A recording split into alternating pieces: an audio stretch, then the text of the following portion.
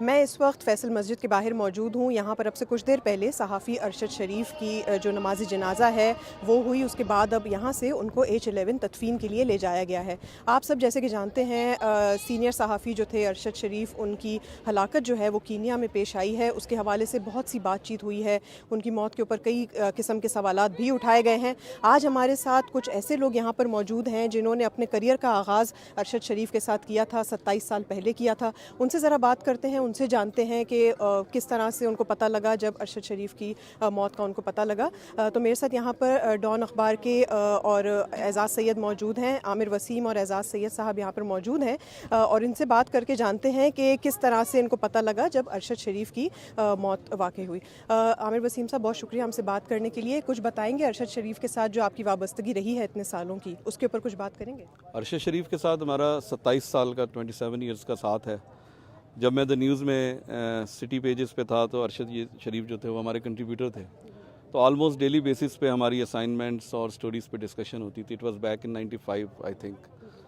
और उसके बाद जब डॉन 2001 में इस्लामाबाद से लॉन्च हुआ तो हम सारे कोई हमारे 15-20 जो लोग थे तो उनमें अरशद शरीफ और हम इकट्ठे डॉन में आए। और जब डॉन अखबार से फिर डॉन टीवी में अरशद चले गए और वहीं से फिर वो ARY में चले गए।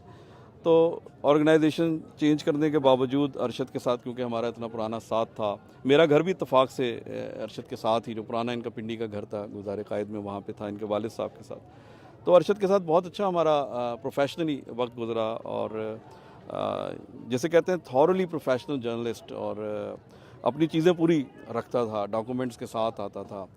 अभी गुज़िश्ता 3-4 सालों से उसकी रिपोर्टिंग के ऊपर से बहुत से बातें हो रही थी और ज़ाहिर है हम उससे मिलते थे, बात करते थे, लेकिन उसके बाद जब भी कोई बात होती थी तो उसके बाद डॉक्यूमेंट होता था। एजाज़, आपसे पूछूंगी कि आप कहाँ थे जब आपको पता लगा कि अरशद शरीफ की जो है हलाकत हुई? सहर मैं अलग सुबह जब उठा तो फ़ोन पे पता चला, व्हाट्सएप के मैसेजेस आए हुए थे और ट्विटर देखा तो वहाँ पे, और बिल्कुल एक ऐसी सूरत हाल थी कि आप बिलीव नहीं कर सकते कि। और फिर दूसरी बात जो हैरान कुन थी, एक तो अरशद की अचानक इस तरह नागहानी वफ़ात, वो बड़ी शॉकिंग थी। फिर जिस तरीके से वो फोत हुए वो बड़ा तकलीफ़ दे था। और फिर ये भी बड़ा तकलीफ़ दे था कि वो कीनिया में थे, ये हमें किसी को पता नहीं था, उनकी फैमिली के मेंबर्स अक्सर उनको भी नहीं पता था। तो ये बड़ी ही तकलीफ़ दे बातें हैं। मैं डॉन न्यूज़ में जब गया 2008-9 में, तो अरशद शरीफ उस वक्त ब्यूरो चीफ़ थे और मैं उनके साथ एक रिपोर्टर की हैसियत से काम करता था। अरशद शरीफ के बारे में एक था कि हम देखते थे कि अरशद शरीफ की इस्टेब्लिशमेंट के साथ बड़े अच्छे उनके ताल्लुकात थे, लेकिन मैं इस्टेब्लिशमेंट का क्रिटिकल रिपोर्टर के तौर पे था। और आप यकीन करिए कि जब भी मैं कोई ऐसी क्रिटिकल स्टोरी लेके आता था, आप यकीन करिए कि अरशद शरीफ उसको प्रोफेशनली देख के उसको जाने देता था और ओके करता था। और मैं ये एक बड़े इंसान की ये एक बड़ी अच्छी आदत है हमारे यहाँ। प्रोफेशनल जो पोलराइजेशन हो गई है, पॉलिटिकल जो तकसीम है, उसके जर्नलिज्म के ऊपर भी बड़े मनफी असरात पड़े हैं। लेकिन इस तमाम में मेरे ख्याल में अरशद के साथ जो हुआ है, आप देखिए कि journalist across the board, across the spectrum, वो सारे यूनाइटेड हैं और वो सारे समझते हैं कि ये जुल्म हुआ है और इस जुल्म के पीछे कौन है ये सारे जानना चाहते हैं और चाहते हैं कि ट्रांसपेरेंट तहकीकात हो।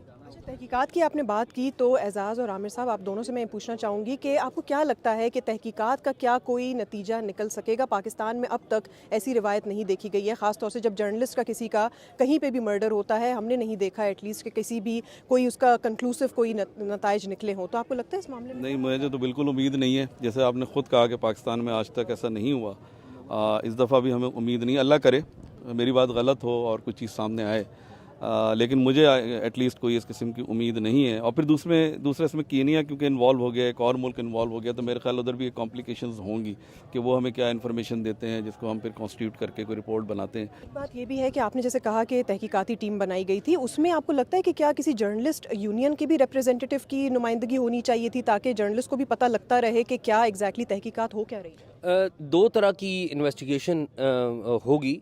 एक वजारत दाखिला ने नोटिफिकेशन किया है जिसमें पहले 25 तारीख को एक नोटिफिकेशन हुआ जिसमें 3 मेंबर थे।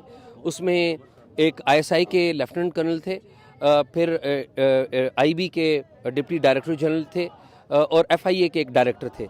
तो फिर 24 घंटे में वो जो नोटिफिकेशन है उसे रिव्यू कर लिया गया, रिकॉन्स्टिट्यूट कमेटी का, और ISI के जो अफसर है उसको विड्रॉ कर लिया गया।